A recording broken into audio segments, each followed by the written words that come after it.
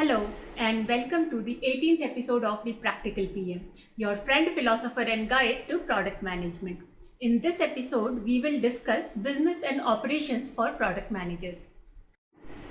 Business and operations interactions come to product managers in many different forms, depending on the domain, industry, company, organization design and culture, and the specific products that they are working on.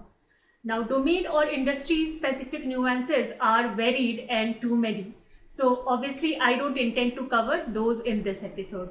About them, it suffices to say that as a product manager, you do need to acquire very good domain knowledge to be able to build and manage successful products. What I aim to do in this episode is to cover the basic principles which will come in handy. What are the different kinds of relationships that product teams can have with business and operation teams?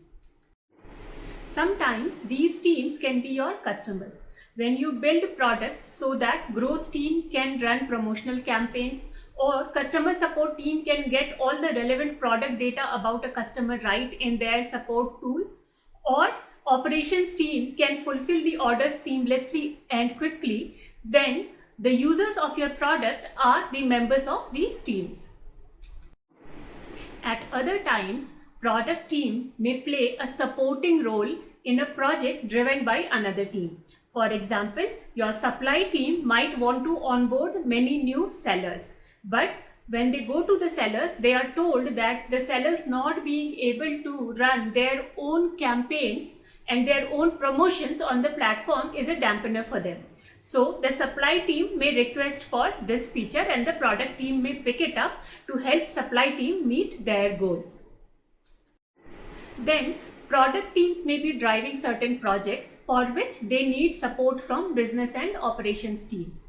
For example, as a product manager of an e-commerce product, you may want to get more videos of products from suppliers because you may notice from the data that the presence of videos helps sell more and consumers really appreciate it. To be able to achieve that, you need to first establish that there are incentives you can provide to the suppliers so that they will invest in creating those videos and that they would be willing to provide those videos to you. So you will need support from the supply team in onboarding these suppliers to the idea of creating videos, and then at least in the beginning you may need operations team to manually upload these videos to the platforms. Even on an ongoing basis, you may need an operations team to check the quality of the videos being uploaded. And finally, all the different teams may have inputs for the product teams on the behalf of the customers. So marketing folks may have an input on the features available in a competing product that is gaining traction. The suppliers may want more visibility for their products and hence the supply team may have a request on their behalf. The customer support team may push for a feature or fix which is generating maximum number of complaints for them, and so on. As a product manager, you need to synthesize all these requirements, requests and inputs and take the right call for the product and the organizations. You essentially have to keep your product manager's hat on the entire time you are dealing with these different teams in the organization. Which means that number one, you have to validate the real problem behind the ask. Then you have to define the problem right. Then you need to prioritize it right. Is this the most important thing you should be working on right now? And then you have to break down the problem and select the solution with the best impact and effort trade-off instead of picking up the solution blindly if just because it has been asked of you. And finally, you have to know how will you measure the success and set up your own team and other teams to do it right. And to be able to do all this, you absolutely have to understand where these team members are coming from. How do they get things done? What are their KPIs and bottlenecks and so on? You have to understand them just like you would understand a user. And then You have to absolutely own the product problem and solutions and not just act like a delivery organization which needs to be told what to deliver. Let us try to understand all of this by taking some examples. The first one is a real conversation. The lead of the customer support team came to the product team with this product, that there are many users who install our app and then call customer care for asking some very basic questions. These questions are actually answered in the video that we show at the time of onboarding. But a lot of users skip that video and later call the customer care. So what this person wanted was for us to make it mandatory for the users to watch that video completely before they can land on the product. A perfect problem and solution from their point of view. But is this a good idea? No. Because the customer support is seeing that section of users who skip the video and then end up calling them. They want those calls to stop. But when you look at the product data, you see a much larger number of users who skip the video but still understand the product and actually convert as a long-term customer.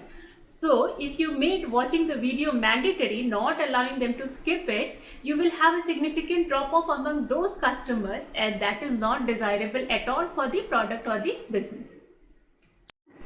The issue here is that the customer support asked for a very specific solution and it wasn't the right thing to implement.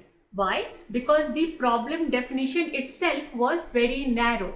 Once you put the problem in the larger context, then you realize that the solution is not right, and in this larger context you would think of other possible solutions. What could be those solutions? One could be actually doing nothing. Treat this as a BAU, business as usual, that a certain percentage of users will call customer center for this information, and just live with it, account for it in your costs. Or if the numbers are indeed too high to be handled by the customer support team, then you would want to figure out how to give these users the information they need without them having to talk to a customer care representative. Maybe we can serve them well with a chatbot right there in the product. Maybe we can put a link to this video on the landing screen of the product if they have skipped it during the onboarding. Or maybe we can capture their case through an IVR when they call the customer care and automatically give them the option of receiving this video. So you see that the real problem and solution goes in a very different direction from where we started. Consider another situation. The operations team wants you to automate a process because it is taking too much time for the operations team to do it manually. Very good. So you ask them what that process is, perhaps even get a document for them, and then you start implementing a web app through which they will be able to do it. Once it is launched, you realize that there is a problem, that doing the things through this new product is taking even more time than the older process was taking. What happened? What happened was that operations team had figured out a way to do a lot of processing in bulk using Excel files, and now with the new product they have to do it one by one. What did you do wrong here? By not taking the time to understand your user and their current processes, you did not define the problem right. Your real problem was not to create a product to support this process. Your real problem was to reduce the operational time taken to do the tasks.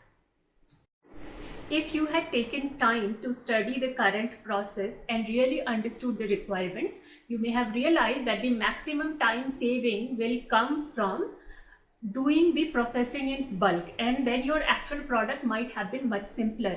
It might just have taken a raw Excel sheet and then done the processing in bulk, letting people download the processed Excel sheet for further use. In another case, you will have to take a prioritization decision. Suppose a sales team member comes to you and asks for a small feature that will help them close a deal. But as a product manager, you know that almost nothing people ask is a small feature. It will take at least 2 weeks to a month to launch and will significantly derail the long-term efforts you are putting in for increasing the revenue. You will have to weigh in short-term and long-term considerations in cases like these. You can expect a lot of stakeholder negotiations in such cases. You may have to prod to figure out if this feature really is crucial for closing the deal, or will it be okay if it is launched a quarter later. You may be able to give them another way of convincing the customer, maybe some non-obvious way of using the product which will achieve the same purpose that the customer is looking for. Or the issue and the deal might just be important enough for the organization that you will have to delay your long-term effort to be able to fulfill this. It can go either way, but it should do so in an informed manner after considering all the trade-offs and alternatives. As a homework, try to think through this situation. If your supply team comes to you with this request that certain high-profile suppliers want to stand out on your e-commerce product and hence their product pages should be designed differently from all others, how will you go about figuring out if you should be doing this or not? So to summarize, while working with business and operations team, number 1, make sure that you understand the domain, the business, the organization structure and their specific problems very, very well. And number 2, never leave your product manager's hat off. Always think through the problems and solutions, define the problems right, prioritize them right, and solve them right. That's it for this episode. In the next episode, we will talk about legal knowledge for product managers. That may be an unconventional topic, but having some basic ideas of legalities involved in your product can really smoothen your solutioning and delivery process a whole lot. Thank you so much for watching. Do tune into the next episode as well.